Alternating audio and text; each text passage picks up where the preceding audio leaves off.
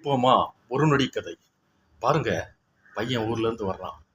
அந்த வீடே அப்படியே பாசத்துல உறைஞ்சு நிக்குது. எப்போ வருவான், எப்போ பார்க்கலான்ட்டு. ஏன்னா அது பெரிய குடும்பம். அக்கா, தங்கச்சி, அண்ணன், தம்பி, பெரிய குடும்பம். அம்மா வழி மேல விழி வைத்திருக்கா. அவனோட மனைவி அதை விட அவனை அவனை தேடுறதுல ஆவலா இருக்கா. அவன் பிளைட்ல இறங்கி அப்படியே வர்றான். நல்ல படிப்பு படிச்சுட்டு வெளிநாட்டுக்கு போனவன், கை நிறையா சம்பாதிக்கிறவன் வர்றான். வந்த உடனே வீட்டில் எல்லாத்துக்கும் அவங்கவங்க விரும்புகிற அளவுக்கு, விரும்பாத அளவுக்கு கூட கிஃப்ட்டுகளை அள்ளி கொடுக்குறான். அவங்க குடும்பத்துக்கு, உறவினர்களுக்கு எல்லாத்துக்குமே கிஃப்ட்டை கொடுக்குறான். அவனுக்கும் சந்தோஷம். எல்லாருமே சந்தோஷத்தில் உறைஞ்சு நிற்காங்க. அம்மாவுக்கும் நல்ல கிஃப்டை கொடுத்தான். உன் அம்மா என்ன கிஃப்டை வாங்கினாலும் அம்மா சோகத்திலேயே இருக்காங்க. ஏம்மா இப்படி இருக்கீங்க, உங்களுக்கு என்ன கிஃப்ட், இதை விட நல்ல கிஃப்ட் தர்றேன், எதை வேணாலும் கேளுமா அப்படின்னு சொல்றாங்க.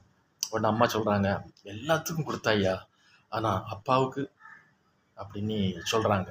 உடனே இவனால தாங்கிக்கவே முடியல. அப்பாவுக்கு அம்மா, அப்பா தான் இல்லையம்மா அப்படின்னு கண் கலங்குறான்.